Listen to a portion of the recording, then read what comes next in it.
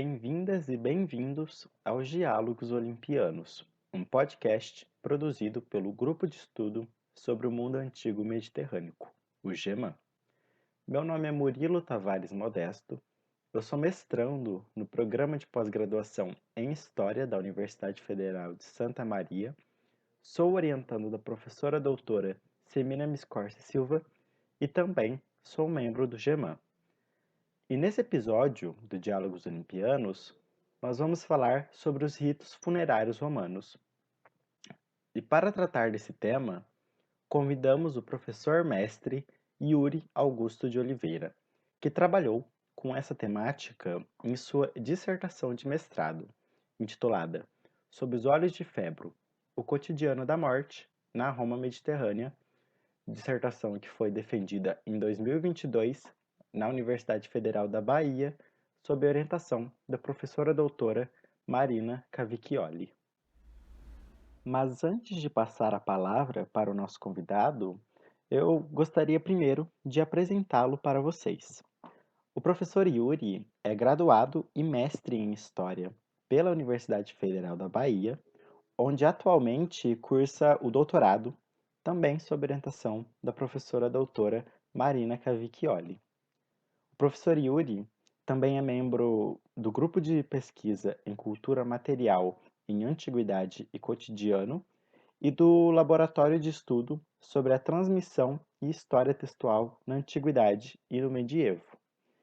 Então, professor Yuri, muito obrigado por ter aceitado o nosso convite. É um prazer recebê-lo aqui no Diálogos Olimpianos.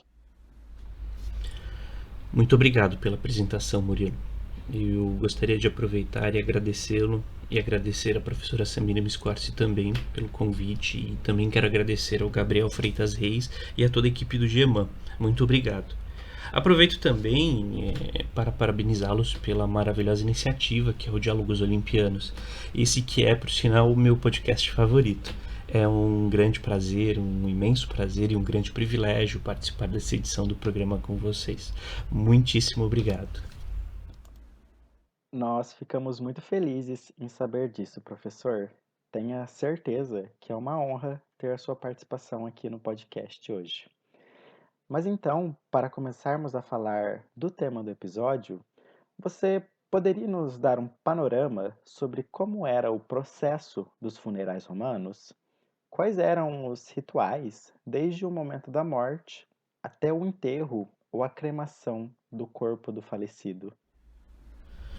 De um modo geral, a morte em Roma, enquanto fenômeno social, começava com o falecimento de uma pessoa, com a existência de um cadáver.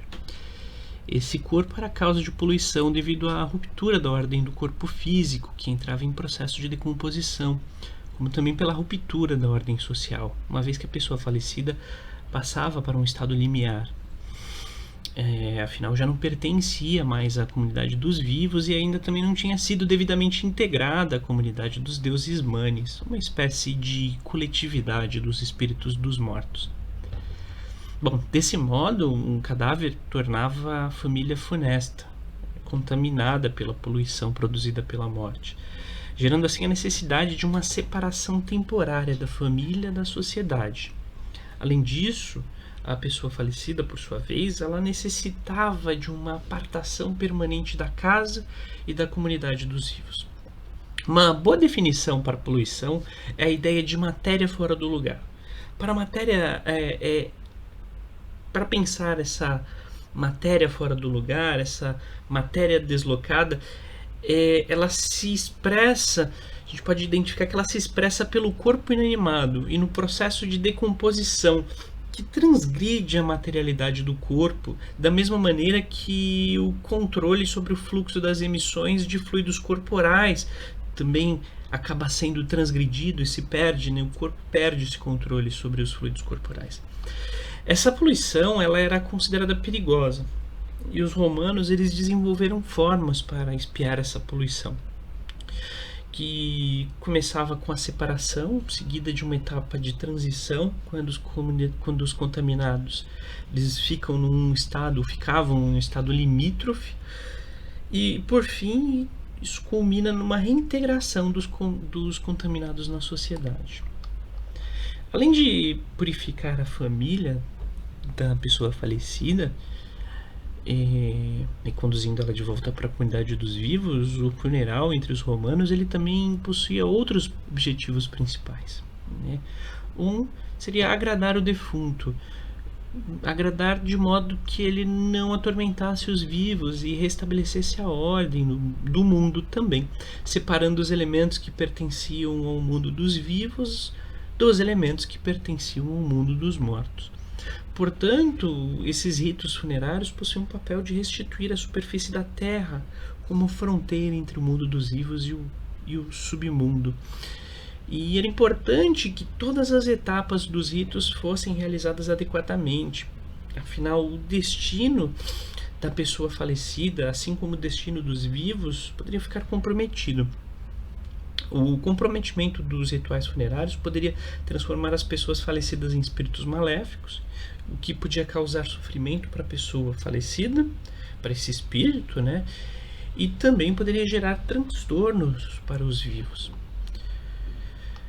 Bom, passando adiante, já no momento da morte, o parente presente, mais próximo do falecido, dava um beijo na pessoa que recém-falecera, o ósculum. E com esse beijo se apanhava o fôlego de vida que esvaía daquele corpo moribundo, e esse fôlego adentrava no corpo da pessoa que aplicava o beijo. O beijo era uma demonstração de afeto, apesar, e também respondia à expectativa socialmente depositada nos enlutados. De todo modo, esse ato, ele, além do papel religioso, ele também tinha um papel social de comunicar a demonstração de pietas, uma demonstração de devoção pela pessoa que falecera. Em seguida, os olhos da pessoa falecida eram fechados, um ato chamado pelos romanos de oculus premere, e só eram abertos novamente ao lado da pira funerária, bem posteriormente. Depois havia a conclamatio, quando o nome do defunto era chamado em voz alta por 3 vezes. Após esses procedimentos, o corpo era retirado do leito e colocado em contato com a terra, um ato chamado de deponere. A performance de deponere era o primeiro sinal de que aquele corpo estaria sem vida. O gesto de colocar o cadáver sobre a terra antagonizava o processo de tolere, o ato do paterfamilias de levantar, de reconhecer uma criança enquanto filho, quando a criança nascia, que se colocava no chão, né? E o paterfamilias ele reconhecia tirando ela do chão. Então, aí um antagonismo entre os gestos de deponere e tolere. Então, tanto o início quanto o fim da vida tem o corpo, o solo e a família como protagonistas desse processo. Depois disso, o corpo era lavado com água morna, ungida com óleos perfumados, vestido com uma toga branca ou com insígnias honoríficas que indicavam as funções que a pessoa falecida exerceu em vida, ornado com guirlandas também. Depois a pessoa falecida era depositada, né? O corpo era colocado sobre um leito fúnebre, a depender da circunstância, da classe social e da estrutura da sua casa. O corpo ficaria no átrio da casa. O processo em que se colocava o corpo sobre o leito fúnebre era conhecido como colocatio, e nesse momento o corpo ficava com os pés voltados para a porta, um gesto que talvez representasse uma passagem de partida para o espírito, uma indicação de partida. Já desde o século IV, antes da Era Comum, também se colocava uma moeda, um pedaço de uma moeda na boca da pessoa falecida. Esse era o pagamento a Caronte, o barqueiro do submundo, para cruzar o Aqueronte, o rio em que as almas devem atravessar, né, para chegar ao mundo dos mortos. Essa era mais uma medida que garantia que o espírito não ficasse vagando entre os mundos.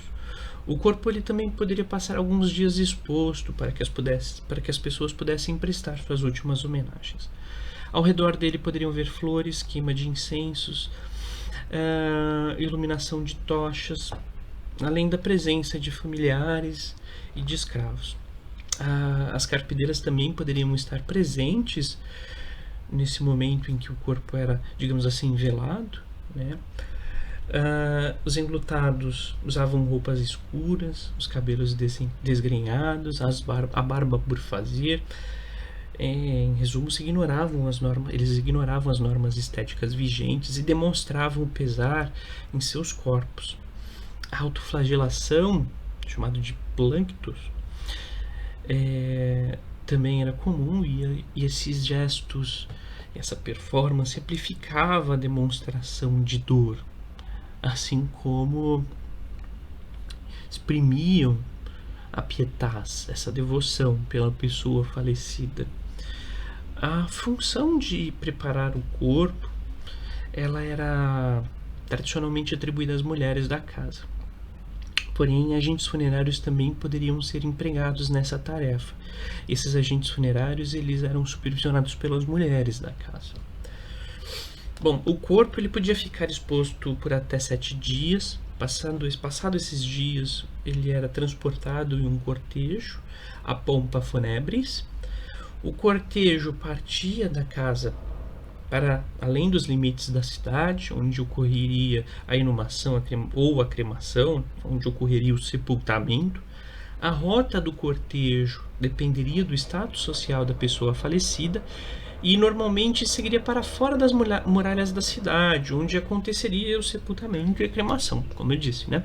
E quando o falecido tinha direito a um elogio fúnebre, laudatio funebris, o cortejo seguia para o Fórum Romano e lá ocorreria essa etapa dos ritos.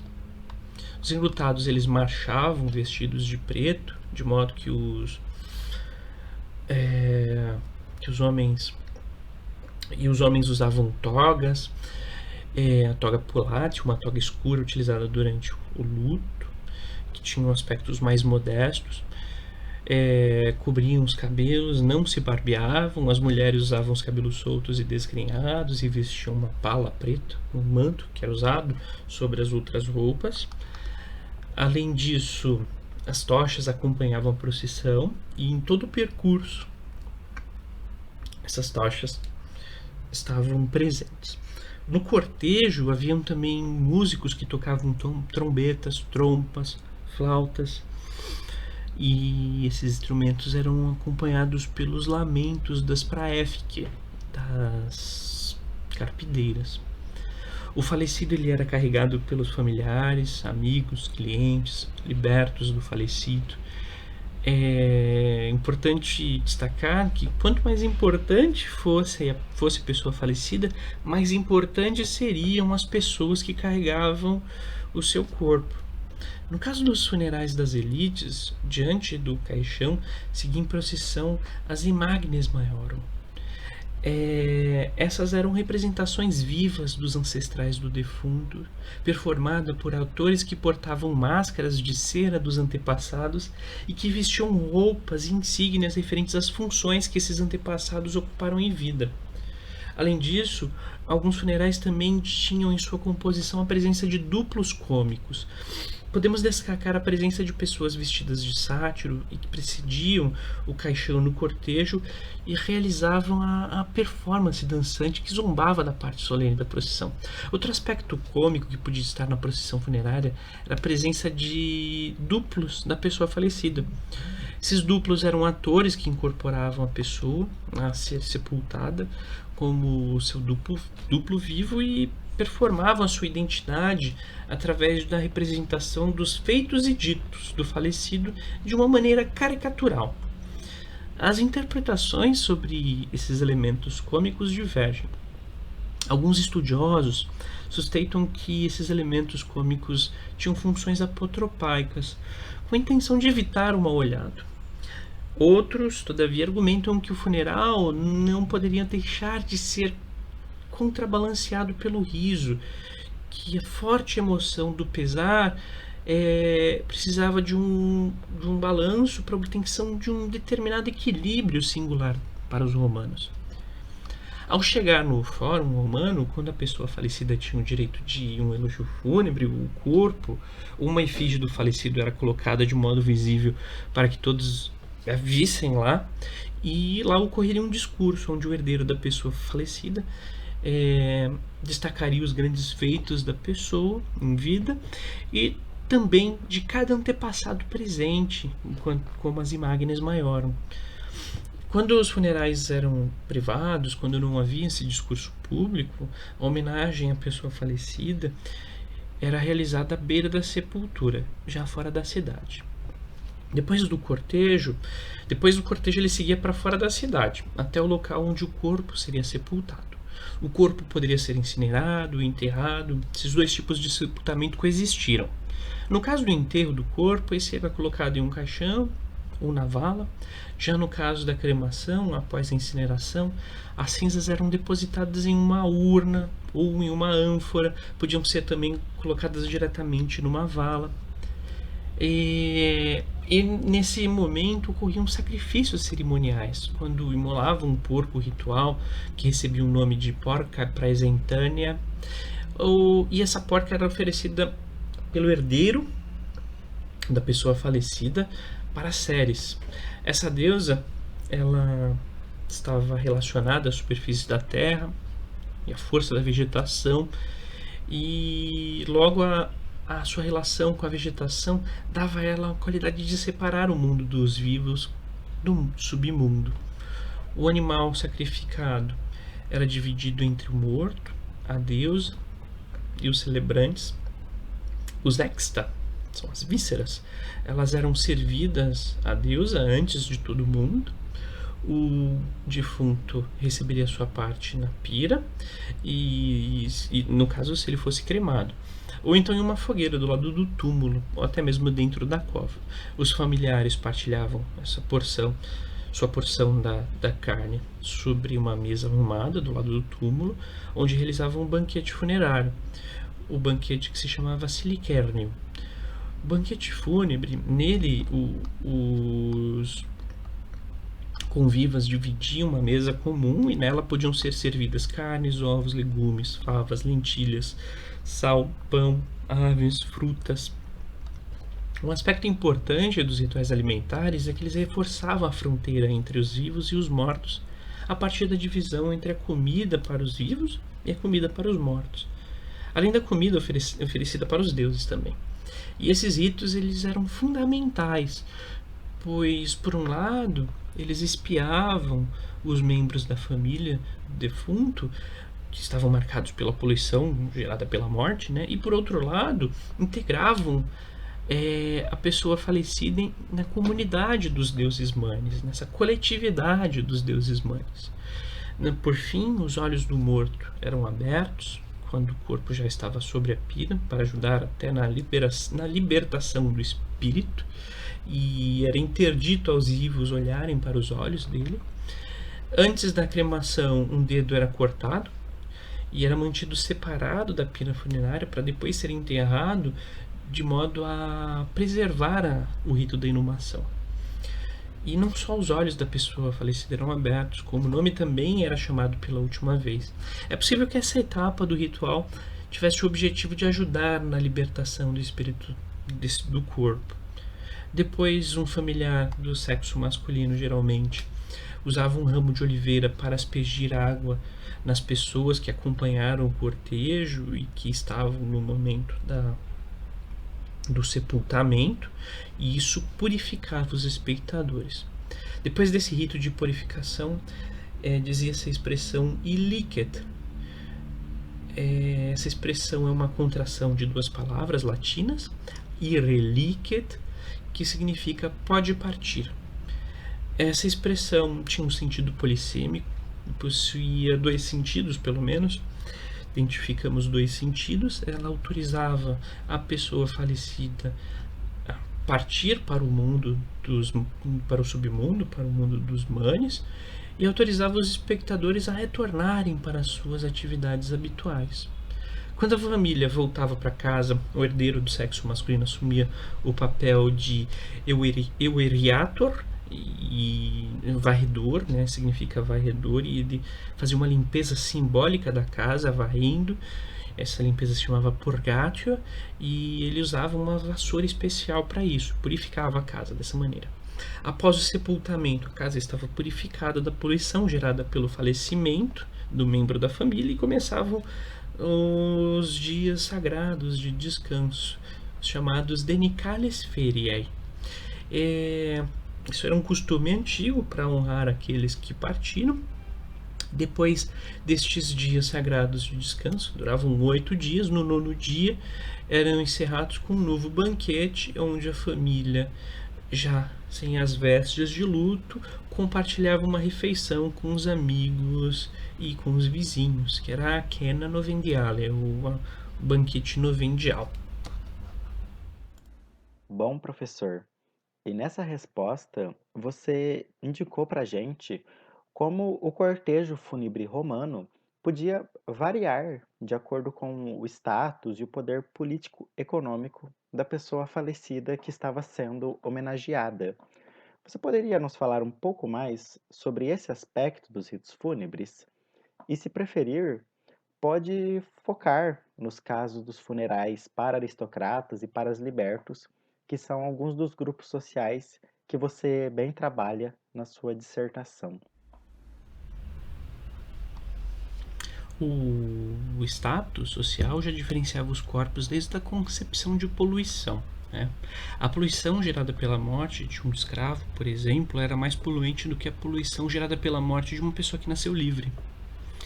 Os agentes funerários, eles tinham o dever de remover os corpos dos suicidas por enforcamento dentro de 1 hora após essa morte ser relatada, mas os cadáveres dos escravos, eles tinham até 2 horas após a luz do sol para serem removidos devido à alta poluição gerada pelos corpos. Quanto à procissão, ela poderia ser simples e rápida para muitas pessoas, principalmente para os mais pobres, pois havia a possibilidade de ser uma despesa custosa em demasia. Os mais pobres, os escravos que tivessem seus corpos abandonados e algumas crianças de tenra idade não tinham direito a rituais elaborados, por isso muitos foram sepultados da mesma maneira que viveram, sepultados em pobreza. Muitos também foram enterrados em uma vala comum, no Esquilino, uma localidade chamada de Poticoli, e os condenados, a localização de sepultamento das pessoas que foram condenadas era irrelevante. Muitos corpos poderiam ser descartados no Tibre ou até mesmo na Cloaca Máxima. As exéquias modestas, elas possuíam cortejos mais simples, onde o corpo era transportado em uma sandápila, um tipo de caixão utilizado pelas classes mais baixas.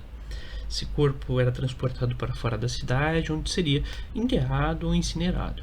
Havia também os collegia, confrarias, que poderiam fornecer equipamentos básicos para os ritos, como caixão, sudário, queimadores de incenso, o séquito que acompanharia o cortejo fúnebre de modo a honrar a pessoa falecida.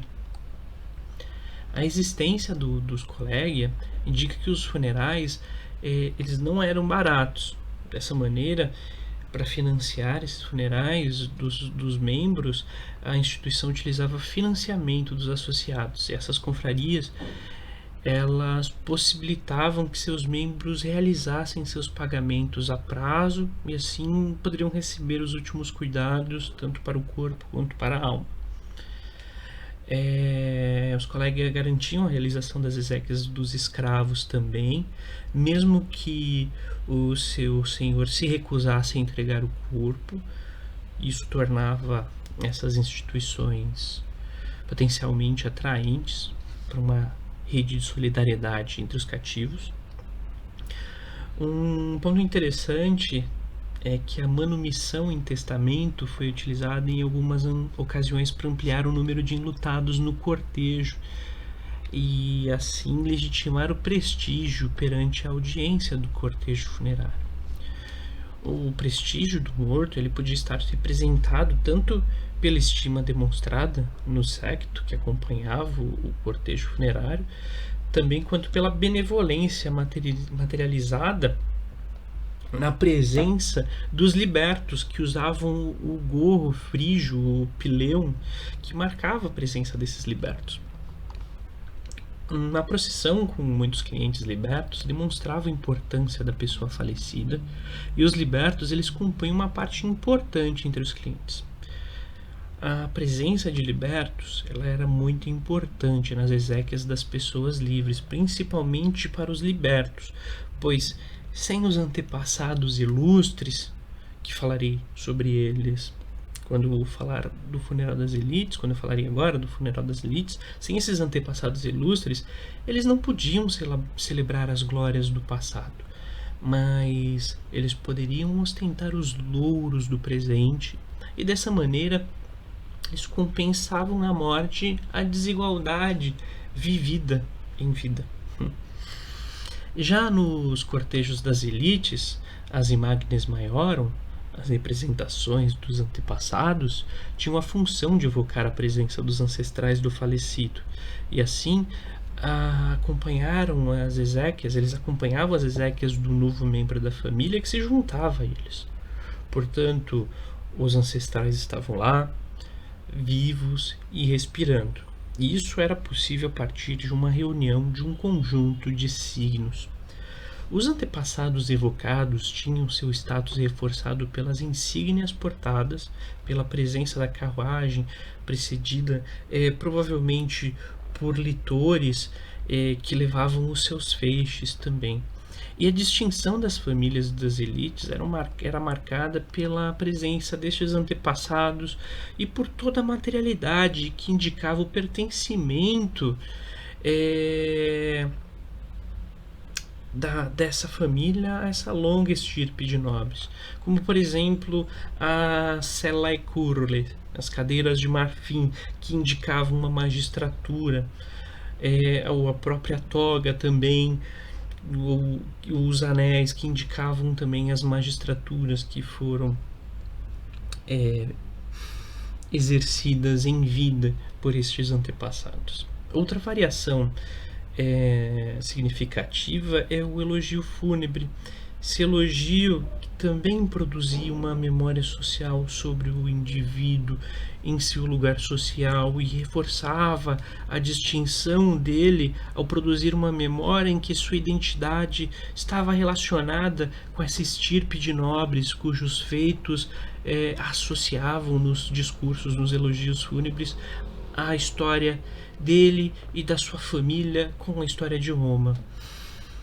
O elemento que dava direito a rituais públicos com a presença dos antepassados e com os panegíricos era a onus. A onus era conquistada por uma magistratura curule, obtida através do segmento do cursus honorum.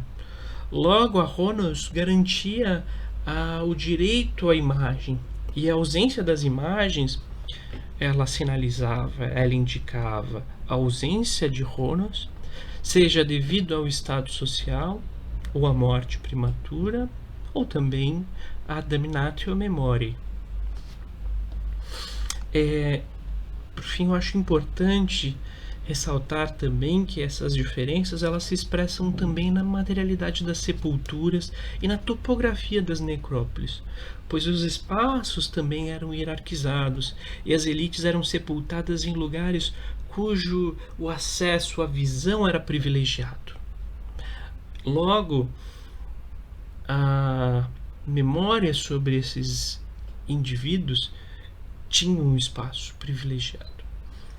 E os libertos, eles tendiam a representar os seus filhos em seus monumentos, né, de outro modo.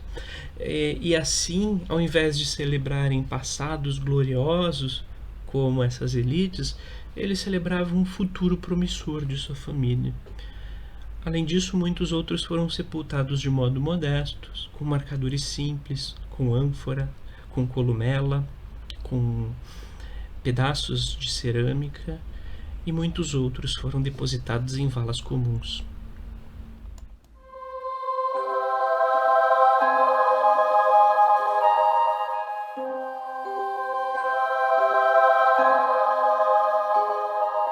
Sempre que algum homem ilustre morre, ele é levado em seu funeral ao fórum para os chamados rostra, às vezes conspícuo em uma postura ereta e mais raramente reclinado. Aqui, com todas as pessoas em volta, um filho crescido, se ele deixou alguém que por acaso estava presente, ou senão algum outro parente, monta os rostra e discorre sobre as virtudes e as realizações bem-sucedidas dos mortos. Como consequência, a multidão, e não apenas aqueles que tiveram parte nessas realizações, mas também aqueles que não tiveram nenhuma, quando os fatos são lembrados em suas mentes e apresentados a seus olhos, são movidos a tal simpatia que a perda parece não ser confinada aos enlutados, mas pública, afetando todo o povo. Em seguida, após o enterro e a realização das cerimônias usuais, eles colocam a imagem do falecido na posição mais conspícua da casa, encerrada em um santuário de madeira. Esta imagem é uma máscara que reproduz com notável fidelidade os traços e a tez do falecido. Por ocasião dos sacrifícios públicos, eles exibem essas imagens e as decoram com muito cuidado, e quando algum membro distinto da família morre, eles as levam ao funeral, colocando-as em homens que lhes parecem ter a maior semelhança com o original em estatura e porte. Esses representantes vestem togas com borda roxa, se o falecido for cônsul ou pretor, roxa inteira se for censor e bordada a ouro, se tiver celebrado triunfo ou alcançado algo semelhante. Não poderia haver espetáculo mais enobrecedor para um jovem que aspira à fama e à virtude. Pois quem não se deixaria inspirar pela visão de imagens de homens reconhecidos por sua excelência, todos juntos e como se estivessem vivos e respirando? Que espetáculo poderia ser mais glorioso do que este?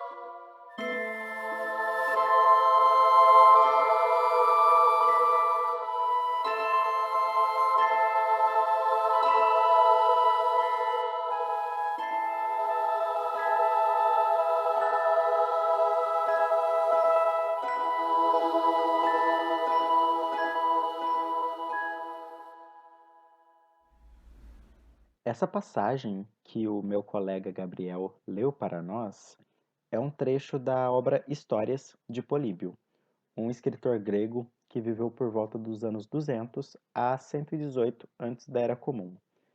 E nessa passagem, o Políbio descreve os funerais de ilustres homens romanos e observa o papel social da memória dos antepassados nesses rituais.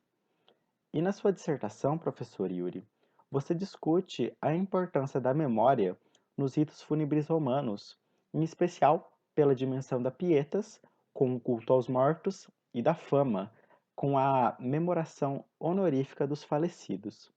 Você poderia, então, nos falar mais sobre o papel que os romanos atribuíam à memória, à recordação social de seus mortos? Como você bem disse, nessa pesquisa eu destaquei principalmente duas dimensões da memória, uma religiosa e outra mundana, a pietase e a fama. A pietase ela estava relacionada com a obrigação da manutenção da memória do antepassado e está intrinsecamente vinculada com a mais antiga forma de recordação social, o culto aos mortos. Nesse contexto, ela foi uma obrigação dos descendentes em perpetuar a memória da pessoa falecida, e somente os vivos puderam demonstrá-la pelos mortos. A fama, por sua vez, estava relacionada com a memoração honorífica, com a autoeternização e com a autoencenação. Ela corresponde à memória dos grandes feitos e está relacionada com a eternização da memória da pessoa falecida pelos grandes feitos. A fama ela está submetida a três condições básicas: os grandes feitos, a documentação dos grandes feitos e a rememoração destes feitos na posteridade. É importante notar que as demonstrações de luto costumam estar marcadas por um pesar avassalador, por uma imensa dor do trauma gerado pela perda de um ente querido. Autoflagelação, por exemplo, o gesto do Planctus, esses gestos amplificam a demonstração de pesar. Dessa maneira, essas demonstrações de emoções exprimem, né, para uma comunidade emocional dos romanos a importância da pessoa falecida, e elas também indicam a pietas da família com o morto e com seus antepassados. Elas expressam ou performatizam essa devoção. Por outro lado, a existência de um funeral público por si só já materializava a fama dos falecidos. Assim como o discurso laudatório, né, que evocava e exortava a fama do falecido e dos antepassados do falecido. E não só isso, reivindicava a distinção social das elites, assim como seu poder. O Políbio, ele não só discorre sobre o papel da Laudatio Funebris, por exemplo, enquanto elementos socializadores de recordação, como também sobre o papel social dos exemplos da fama e da glória dos antepassados, que reforçariam valores e estimulariam condutas. De fato, as Imagens Maiorum, elas podiam ser inesquecíveis, pois elas não só estavam fisicamente presentes, mas elas acionavam os afetos, acionavam as emoções, acionavam a sensorialidade, além das outras etapas das exéquias que também tinham essa potencialidade.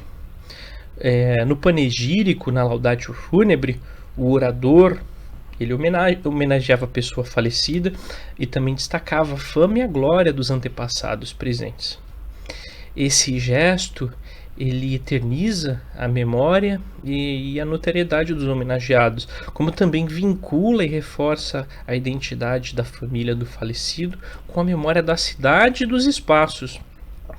Assim, a pessoa falecida e os antepassados tornavam-se relíquias que materializavam a fama e a glória de Roma e acabavam por constituir, juntamente com as famílias, a condição de monumento relíquia, dotados com o atributo de conectar o presente com as glórias do passado, mesmo que esse passado tenha sido mítico. Já a materialização da pietas e da fama no local do sepultamento adquiria tamanha importância que o espaço se tornava inclusive lugar religioso, um locus religiosus. Além disso, os monumentos funerários, eles indicavam expressões de devoção aos mortos e de perpetuação da fama dos falecidos. Esses monumentos também atuavam como lugares de geração, administrando uma força vinculativa das pessoas aos locais. Os monumentos também eram responsáveis por materializar a pietas e valores atribuídos aos sepultados, bem como apresentavam um papel de comunicar essa memória através da sua materialidade e através da epigrafia. É importante destacar que esses monumentos eram feitos para serem duráveis, por isso eles eram feitos em materiais perenes, porque a função primordial do monumento era perpetuar a memória da pessoa falecida. Então, em suma, os ritos funerários, em toda a sua performatividade, em toda a sua materialidade, eles tocaram os ânimos, provocaram as demonstrações de pietas, assim como também permitiram a exaltação da fama do falecido e dos seus antepassados, e produziram um vínculo entre a audiência, a cidade, a coletividade e a família da pessoa falecida. Bom, professor Yuri, um dos temas de destaque na sua dissertação se trata das representações femininas nas tumbas antigas. Então, o que você poderia nos apresentar sobre esses monumentos fúnebres dedicados às mulheres? E como a cultura material funerária contribui para resgatar a importância do papel social da figura feminina no mundo romano. Ao nos debruçarmos sobre as inscrições funerárias femininas, nota-se que as inscrições funerárias estão permeadas de expressões de devoção. Elas podem expressar a pietade através do relato em que o dedicante do monumento alega ter cuidado do corpo da esposa nos momentos finais ou na hora do sepultamento. A devoção também pode apresentar-se na decoração do monumento, indicando que houve um cuidado para representar a falecida de determinada maneira. Ficou evidente também que as inscrições podem comunicar discursos normativos sobre as mulheres romanas, seja de maneira explícita, apontando nela qualidades adequadas para a construção da imagem de uma matrona ideal, ou de maneira implícita, demonstrando a piedade da falecida por seu marido e filhos. As representações das inscrições funerárias indicaram um quadro de valores evocados para as mulheres, e o resultado é mais ou menos o seguinte: as qualidades geralmente evocadas são devoção ao lar, a graciosidade, beleza, fidelidade, pudor, a qualidade de mãe e a qualidade de lanifica. Além disso, outros tipos de idealizações puderam ser identificadas, como a idealização da serva honrada, dócil e submissa, e a idealização negativa da mulher romana, como infiel e envenenadora. Como exemplo, é possível destacar a inscrição de Cláudia, é uma inscrição do século I, antes da Era Comum, encontrada próximo à ponte de Sestio. O epitáfio dela é marcado por expressões de afeto, devoção, por elementos normativos de gênero. Embora a placa onde foi gravado o epitáfio tenha se perdido, a inscrição foi preservada e nela o dedicante, talvez o seu marido, expressa a sua devoção por Cláudia e evoca qualidades para ela, como a beleza, a fidelidade ao marido, a honestidade, a qualidade de lanifica, a maternidade, destacando que a qualidade de lanifica também está associada à fidelidade. Bom, essas qualidades atribuídas a Cláudia alinham-se com uma idealização normativa das características que uma matrona romana deveria possuir. Afinal, era esperado que as mulheres romanas fossem dotadas destas características. Além disso, o eu lírico em primeira pessoa também evoca a presença da Cláudia, pois representa ela a transmitir a mensagem dedicada para ela e expressa a emoção do amor, de modo a indicar a sociabilidade de Cláudia com seu marido e com a sua casa, uma sociabilidade marcada pela devoção ao lar e ao cônjuge. O feminicídio também aparece ocasionalmente nas inscrições funerárias romanas. Há um epitáfio encontrado em Lyon, datado do século II da Era Comum, a epígrafe dedicada a Júlia Maiana. Ela denunciou um caso de violência doméstica. Na inscrição funerária, há um antagonismo entre a dedicatária, representada como uma mulher santíssima, como uma irmã dulcíssima, e o seu marido, que é retratado como um assassino crudelíssimo. A indignação gerada pelo crime hediondo e pela injustiça podem ter sido amplificadas pela evocação de valores dedicados à falecida, como a maternidade, a fidelidade ao marido e ao lar, expressados num casamento, na dedicação ao casamento ao longo de 28 anos, além das qualidades de Santíssima e Dulcíssima. Porém, os dedicantes da inscrição funerária, que foram seu irmão e o filho, reclamam que faltaram lealdade e piedade a Júlia Maiana. Além disso, eles expressaram sua devoção fraternal e filial ao apontar o responsável pelo uxoricídio, evocando dessa maneira um desejo por justiça. Relatos de outra natureza evocavam outras representações da fama das mulheres em Roma. Assim, a materialidade dos sepulcros estabilizavam e comunicavam outros tipos de recordação. É possível destacar como exemplo a inscrição funerária encontrada em Minturno, datada do século I antes da Era Comum, que evoca a memória da falecida a partir da sua conduta subserviente enquanto escrava e liberta. Essa inscrição funerária ela foi dedicada a uma liberta, uma ex-escrava doméstica, e relata que ela teve boas relações com as pessoas nobres. Para essa afirmação, o epitáfio utiliza o termo bônus, que designa as pessoas nobres de nascimento. A epígrafe também indica que ela foi submissa, obediente, e que essa conduta ordeira de subalternidade em vida lhe concedeu dignidade perpétua. A memória produzida e transmitida dessa liberta destaca valores como honrada pelos bons, submissa, e a fama dela destacada juntamente com a fama que foi destacada dela está alinhada justamente com essa conduta ordeira de mulher, ora em condição de escravidão, ora em condição de mulher liberta, e sempre em relação com os seus dominadores. Embora as epígrafes costumeiramente representem ideais de feminilidade, existem epígrafes que apresentam outras realidades, como a inscrição da Umbria Matronica, datada do século II da Era Comum, e essa inscrição pode ter sido uma autorrepresentação, fato sugerido pela ausência de dedicantes e pelo status dela de viúva, e a epígrafe destaca que a dedicatária, que é a Umbria Matronica, teve uma longa vida como sacerdotisa, assim como ofereceu seus serviços para visitantes de cidades de todo o mundo. Essa inscrição ela representava a devoção de Umbria Matronica a Ceres e comunicava a fama dela a partir do seu longo serviço enquanto sacerdotisa.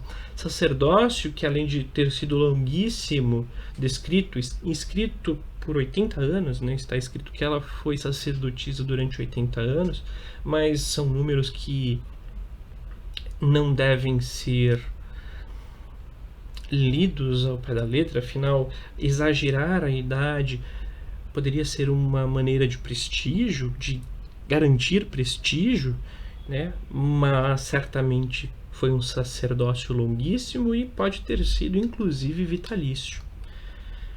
Então, podemos considerar, né, que a cultura material funerária sobre as mulheres possibilita oportunidades de resgatar a importância do papel social das mulheres no mundo romano, assim como ela é capaz de compor indícios sobre as relações e dinâmicas sociais de classe e de gênero, tornando possível, inclusive, interseccionar essas categorias.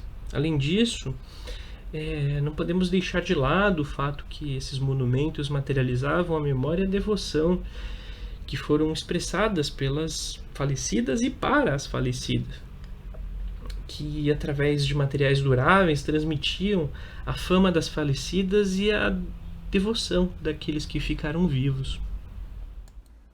E além da celebração dos funerais, sabe-se que os romanos organizavam outros eventos e festivais para comemorar os seus mortos, como a Parentalia, a Feralia e até a comemoração do aniversário do falecido. Você poderia nos contar como eram esses eventos e outras práticas dos romanos para manter a memória de seus antepassados, então, professor Yuri? Existiam ainda outras celebrações vinculadas aos mortos, como Parentalia ou Dies Parentalis, um festival anual celebrado em honra aos falecidos, que purificava a cidade também através dos ritos que compõem a festividade. Esse evento ocorria entre os dias 13 e 22 de fevereiro, período em que os antepassados falecidos visitavam a cidade. Por isso, durante essa época, as portas dos templos eram fechadas e todas as atividades públicas eram interrompidas. Afinal, a cidade estava contaminada pela presença dos espíritos. Segundo Varrão e Ovídio, o mês de fevereiro, februários, era o mês das purificações. A palavra februários deriva do termo latino februare, o verbo purificar, que, segundo Varrão, derivava do termo sabino februm, palavra para purificação. Além disso, o mês de fevereiro era consagrado a Febro, deidade identificada posteriormente como Dispater, o deus do reino dos mortos. A parentalha talvez começava com o sacrifício oferecido pela grande Vestal, e esse era o único rito público da festividade. Os demais ritos eram privados. No dia 21 de fevereiro ocorria a feralha, quando as famílias montavam fogueiras próximas às sepulturas e depositavam oferendas como perfumes, refeições de sal, lentilha, favas, vinhos e pão.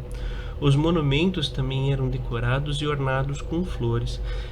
Nessa ocasião, havia um banquete que era dividido com o defunto através do depósito da parte da pessoa falecida na fogueira e as libações nos tubos de libação. E as famílias, provavelmente, elas se divertiram, né, enquanto rememoravam seus antepassados e comiam num espaço colorido e decorado. No dia 22, ocorria um outro banquete que reunia os familiares, a Eucaristia.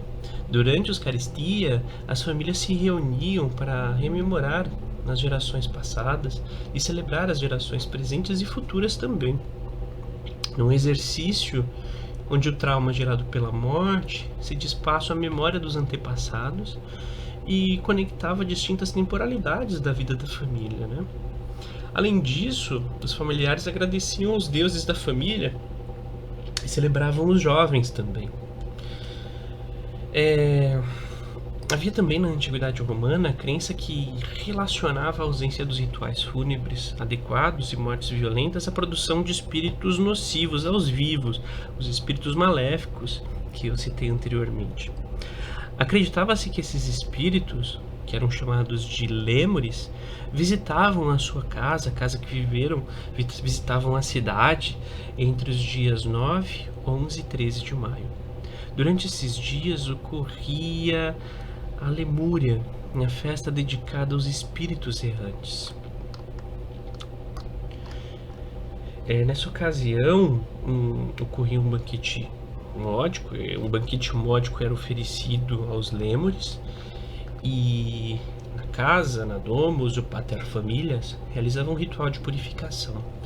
O ritual ele era realizado à meia-noite e consistia em levar favas às mãos e andar pela casa com os pés descalços enquanto se jogava as favas por trás. Eram favas negras e repetia-se uma fórmula que era mais ou menos assim: atira essas favas e por meio delas redimo a mim e aos meus. Em seguida, o pater familias lavava as mãos e depois emitia ruídos com artefatos metálicos e ordenava que os espíritos fossem embora. No aniversário de nascimento também dos falecidos se demonstrava devoção através da oferta de banquete. Havia também um momento de festividades públicas que exigiam novos ritos para os mortos. Os ritos eram necessários devido à abertura de um espaço chamado Mundus, que era uma câmara subterrânea sagrada para os manes.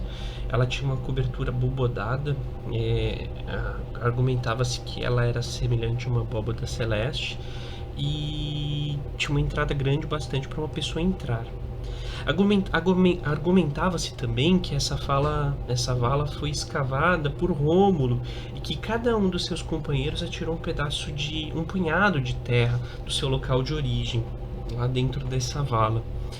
E quando essa câmara era aberta, o mundo dos vivos e o mundo dos mortos e esse submundo eram colocados em contato.